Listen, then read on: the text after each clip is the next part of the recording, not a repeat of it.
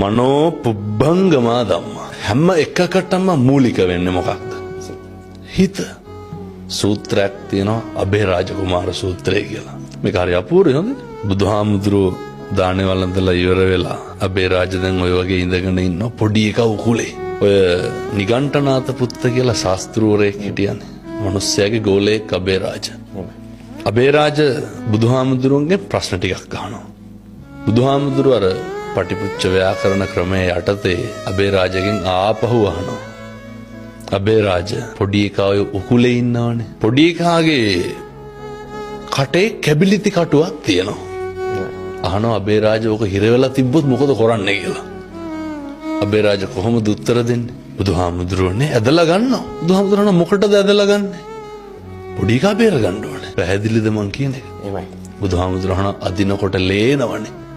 කෑ ගහනවනේ. රිදෙනවනේ. ඔව් ඒත් බුදුහාමුදුරුවනේ පොඩි එකා බේර ගන්න ඕනේ. අබේරාජගේ සිතුවිල්ල මොකද්ද?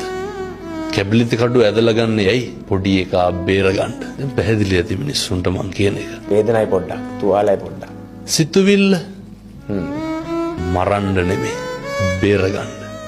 උන්වහන්සේ උගන්වනවනේ චේතනාවමයි කර්මය වෙන්නේ කියලා. මිනිස්සුන්ගේ සිතුවිල්ලේ තියෙන කළු සුදු මට්ටමේ අඩු වැඩිය අනුව තමයි කරන ක්‍රියාවේ ප්‍රතිඵල යහපත්ද අයහපත්ද කියන එක තීරණය වෙන්නේ.